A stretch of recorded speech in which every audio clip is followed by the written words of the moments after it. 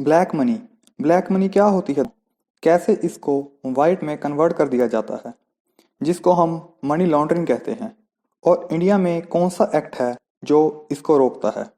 Hello everyone, आज मैं आपके साथ डिस्कस करूंगा ब्लैक मनी पे और मनी लॉन्ड्रिंग पे कि कैसे ब्लैक मनी को वाइट मनी में कन्वर्ट कर दिया जाता है और कैसे prevention of money laundering act 2002 ने इस काम को कुछ हद तक कंट्रोल किया है। दोस्तों, वीडियो को लास्ट तक जरूर देखें जिससे आपको prevention of money laundering act के बारे में पता लग सके और मनी लॉन्ड्रिंग को कैसे रोका जाता है, इस एक्ट के ऑब्जेक्टिव और फीचर्स का भी पता लग सके। और लास्ट में मैं आपको इंडिया में कुछ हुए बड़े स्कैम्स के बारे में बताऊंगा।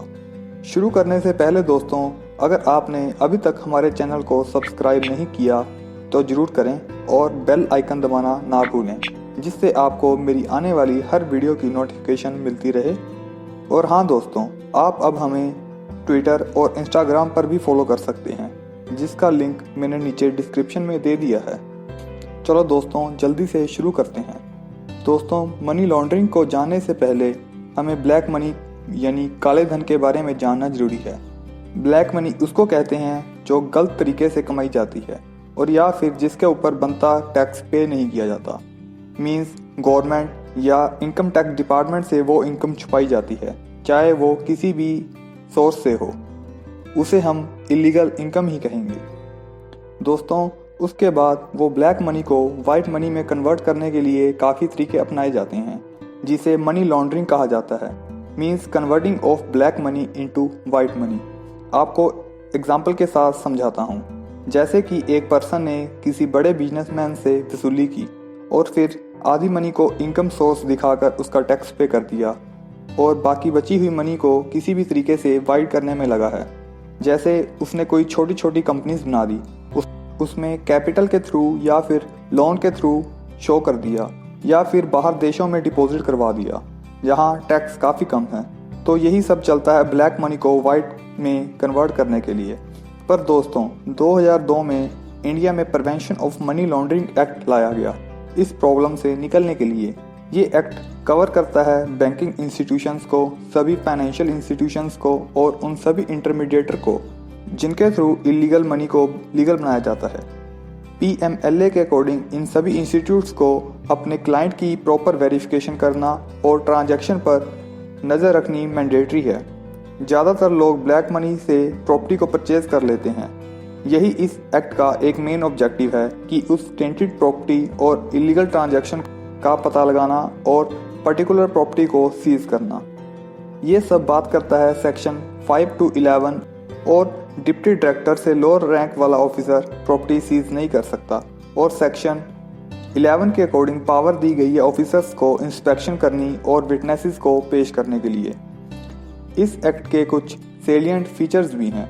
दोस्तों, सबसे पहले इस एक्ट के अकॉर्डिंग सेक्शन 4 में अगर कोई मनी लॉन्ड्रिंग करता है या मनी लॉन्ड्रिंग करता हुआ पकड़ा जाता है तो उसे मिनिमम 3 साल की सज़ा हो सकती है, जो बढ़ाकर 7 साल तक की जा सकती है, और फाइन या फिर दोनों। नेक्स्ट फीचर है इस एक्ट का power to attach tainted property. ये पावर इंडिपेंडेंट एडजुडिकेटिंग अथॉरिटी को दी गई है सेंट्रल गवर्नमेंट के द्वारा, जिसमें 180 दिन के लिए कोई भी प्रॉपर्टी को अटैच किया जा सकता है और इसका procedure according to code of civil procedure 1908 के अकॉर्डिंग होगा। एक और फीचर है इस एक्ट का, अगर 2 या 3 ट्रांजैक्शन इंटर रिलेटेड हो आपस में, यानी 2 या 3 ट्रांजैक्शन आपस में मिलती जुलती हों और उनमें से एक इलीगल ट्रांजैक्शन प्रूफ हो चुकी है, तो वो बाकी की सभी ट्रांजैक्शन भी इलीगल मानी जा सकती हैं जब तक प्रूफ नहीं होगा कि ये इलीगल है या फिर लीगल। इस एक्ट के according burden of proof accused के ऊपर ही लाई करेगा कि उसने प्रॉपर्टी को परचेज वैलिड तरीके से किया है या फिर इनवैलिड तरीके से किया है। अगर वो प्रूफ नहीं कर पाता तो उसे पनिशमेंट होगी। इस एक्ट के अकॉर्डिंग एपेलेंट अथॉरिटी और स्पेशल कोर्ट का भी प्रावधान रखा गया है, जिसमें सेंट्रल गवर्नमेंट के पास ये पावर है। अकॉर्डिंग टू सिचुएशन वो डिसीजन ले सकती है कि स्पेशल कोर्ट्स बनाई जाएं या नहीं। दोस्तों, अब मैं आपको मनी लॉन्ड्रिंग के स्टेप्स के बारे में बताता हूँ, कैसे इलीगल मनी को लीगल बनाया जाता है। सबसे पहले इलीगल काम करके मनी कमाई जाती है। जिसे हम प्लेसमेंट कह सकते हैं। उसके बाद उस ट्रांजैक्शन को वेरियस ट्रांजैक्शन में स्प्रेड कर दिया जाता है, यानी एक बड़ी अमाउंट को छोटी छोटी अमाउंट में बांट दिया जाता है कि वो किसी की नज़र में ना आए, और इसे लेयरिंग कहते हैं। और लास्ट में वो मनी हमारे फाइनेंशियल सिस्टम में एंटर हो जाती है और उस ऑफेंडर के पास पहुंच जाती है, जैसे कि उसने किसी से लोन ले लिया या कुछ और। इसे इंटीग्रेशन कहा जाता है। दोस्तों, अब मैं आपको बताता हूं कि इंडिया में इस एक्ट के अकॉर्डिंग कौन सी अथॉरिटी है या एजेंसी है जो इन्वेस्टिगेट कर सकती है मनी लॉन्ड्रिंग के मैटर पे। वो है फाइनेंशियल इंटेलिजेंस यूनिट, जो कि एक इंडिपेंडेंट अथॉरिटी है मिनिस्ट्री ऑफ फाइनेंस की, जो कि सेंट्रल गवर्नमेंट के अंडर आती है, जो direct report economic intelligence council को भेजती है, जिसके हेड माननीय फाइनेंस मिनिस्टर होते हैं। दोस्तों, मनी लॉन्ड्रिंग के केसेस में पनिशमेंट मैं पहले आपको बता चुका हूं, जिसमें 3 साल से 7 साल की सज़ा हो सकती है और फाइन हो सकता है 10 लाख तक का। अब मैं आपको इंडिया में हुए कुछ बड़े स्कैम्स के बारे में बताता हूं। आपने कॉमनवेल्थ गेम्स स्कैम के बारे में सुना होगा, जो 2010 में हुआ। यह स्कैम ऑलमोस्ट 70,000 करोड़ का था, जिसमें कॉमनवेल्थ गेम ऑर्गेनाइज करने के लिए इससे आधा फंड भी यूज़ नहीं किया गया था और इक्विपमेंट या और एक्सपेंसेस को ज़्यादा शो कर ये स्कैम किया गया था। दूसरा, 2G स्पेक्ट्रम, ये भी किसी से अनसुना नहीं रहा, जो 2008 में हुआ, जिसमें ह्यूज अमाउंट 1,76,000 करोड़ का स्कैम किया गया, जिसमें टेलीकॉम कंपनी ने मार्केट वैल्यू से लो बिड किया और बहुत बड़ा स्कैम हुआ, जो मनी लॉन्ड्रिंग के अंडर ही आता है।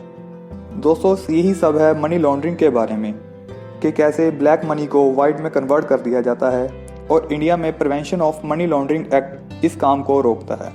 जल्द मिलेंगे अपनी अगली वीडियो के साथ। थैंक्स।